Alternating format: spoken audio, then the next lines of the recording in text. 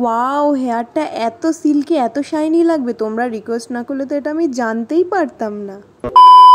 Hello everyone, আমি বিথিনাথ, আমার চ্যানেলে তোমাদের অনেক স্বাগত। আগের ভিডিওতে পীর আপনি বাত বলেছিল বোন, আশা করি তুমি এখন খুব ভালো আছো, তোমার চুলে খুব সুন্দর দেখাচ্ছে, তাই দয়া করে পরের ভিডিওতে তুমি প্যারাশুট তেল লাগাও এবং এই স্টাইলটা আবার করো, আমি খুব খুশি হব। তাই আজকের ভিডিওটা স্টার্টিং করছি আমি শ্যাম্পু করা চুল নিয়ে, কারণ আমি হেয়ার অয়েলিং করে তারপর ওই সেম হেয়ার স্টাইলটা তোমাদের সাথে শেয়ার করব। আচ্ছা, এই ভিডিওটা দেখে অনেকেরই শুরুতে আপত্তি হবে যে আমাদের রিকোয়েস্ট কেন করছো না, আস্তে আস্তে সবার রিকোয়েস্ট আমি করব, যেহেতু অয়েলি হেয়ারে আমাকে তোমরা ভ্লগ করতে বলছো সেটাও আমি করব।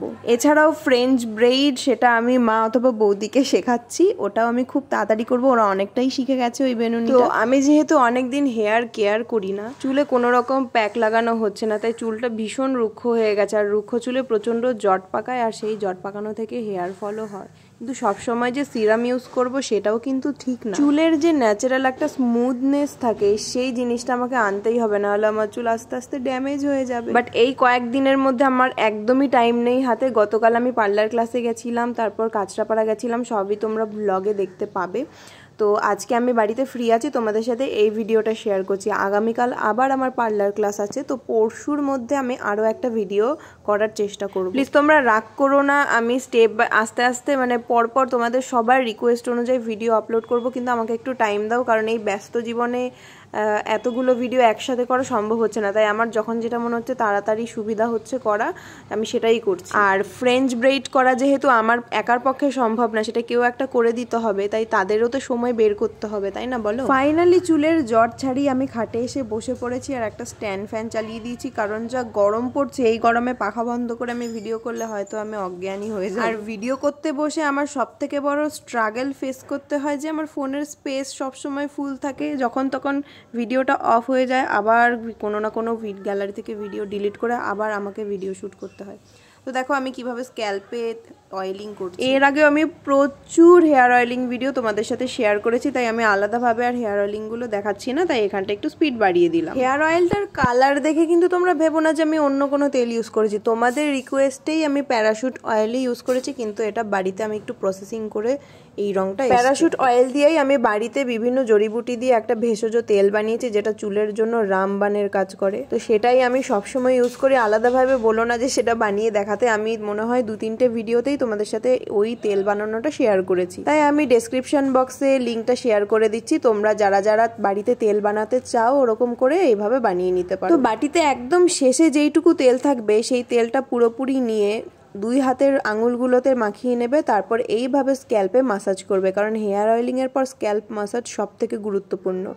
এই স্ক্যাল্প মাসাজ করলে আমাদের ব্লাড সার্কুলেশন বেড়ে যায় এবং মরা সেলগুলো উঠে গিয়ে নতুন সেল জন্মায়, তার জন্য আমাদের মাথায় নতুন চুল গজাতেও সাহায্য করে। আর এই স্ক্যাল্প মাসাজটা যদি অন্য কেউ করে দেয় তাহলে সেটা আরও আরামদায়ক লাগে। তেলটা লাগানোর পর আমি কিছুক্ষণ চুলটা বেঁধে রেখে দেবো, কারণ অয়েলটা ভালো করে অ্যাবজর্ব হতে হবে। তারপর এদিক ওদিক থেকে ঘুরে এসে আমি যখন আবার ভিডিও করবো, টুনটুনি এসে ভিডিওতে হাই করে দিল আমার কোলে বসে। এবার আমি চুলটা খুলে তোমাদের পছন্দের হেয়ার স্টাইলটা করব। এছাড়াও খুব শীঘ্রই তোমাদের সাথে আমি আমাদের পার্লার ব্যাচের একটা বড় ভ্লগ শেয়ার করবো, আমরা কি কি খুনসুটি করি। এছাড়া আমাদের একটা ডেমো হয়েছিল, সেই ডেমোতে কি সাজিয়েছিল সেটাও সেই ভ্লগে তোমরা ডিটেলে জানতে পারো। আর নেক্সট ডেমো ক্লাসে ম্যাম কাকে মডেল হিসেবে সাজাবে সেটা ওই ভিডিওতে কিন্তু তোমরা কমেন্টে জানিয়ে দিও, কোন 3 জনের মধ্যে সিলেকশন হবে সেটা আমি তোমাদেরকে দেখিয়েও দিয়েছি। ওই ভিডিওটা কিন্তু খুব মজাদার হবে, তোমরা না দেখলে অনেক কিছু মিসও করে যাবে। বেনুনি করার জন্য আমার চুলটা পুরোপুরি রেডি হয়ে গেছে, আমি আলাদা আলাদা করে সেকশনও করে নিয়েছি। এবার করব সামনের বেনুনিটা, আগের দিন যেটা তোমরা দেখতে পেয়েছো। তোমরা যারা যারা আগের ভিডিওটা এখনো অবধি দেখোনি গিয়ে দেখে নাও, এর আগের ভিডিওটাই আমার চ্যানেলে ঢুকলে তোমরা দেখতে পাবে। এখন আমার চ্যানেলের সাবস্ক্রাইবার মনে হয় 5700 সামথিং, তোমরা তাড়াতাড়ি সাবস্ক্রাইব করে দাও যারা সাবস্ক্রাইব করোনি, কারণ 6000 হলে তোমাদের সাথে একটা ধামাকেদার ভিডিও শেয়ার করব। আর যার রিকোয়েস্টে আমি এই ভিডিওটা করছি, যার অ্যাকাউন্টের নাম হলো পীর আপনি বাত, তাকে অসংখ্য ধন্যবাদ, কারণ আমি জানতামই না যে হেয়ার অয়েলিং করে তারপর হেয়ার স্টাইল করলে চুলটা কতটা গ্লসি কতটা শাইনি লাগে, সেটা ভিডিওটা শেষেই তোমরা দেখতে পাবে। ফ্রন্টের বেনুনিটা তো আমার কমপ্লিট হয়ে গেছে, এবার আমি একটা ক্লিপ দিয়ে এটাকে আটকে দেবো। আর এখান থেকেই শুরু হয়েছে আমার ফোন বন্ধ হওয়া আর ওপেন, বারবার ক্যামেরা অন করছিলাম আর বারবার ক্যামেরাটা অফ হয়ে যাচ্ছিল, কি যে জ্বালায় পড়েছে। আমি তো ভেবেছিলাম আজকের ভিডিওটা কমপ্লিটই করতে পারবো না।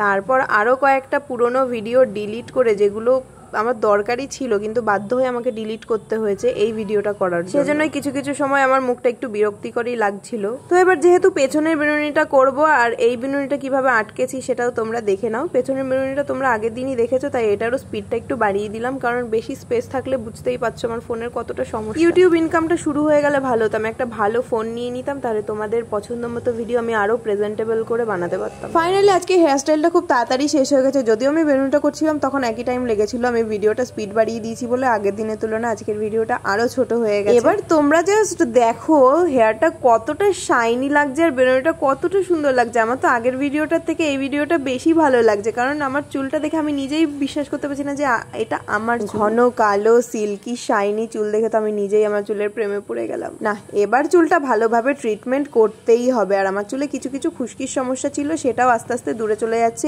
এই তেলটা ইউজ করে। তো আর বেশি কিছু বললাম না, দেখা হচ্ছে পরের ভিডিওতে। তোমরা কমেন্ট করতে থাকো আর আমি পূরণ করছি। সবাই ভালো থেকো, সুস্থ থেকো, চ্যানেলটাকে সাবস্ক্রাইব করে দিও। টাটা।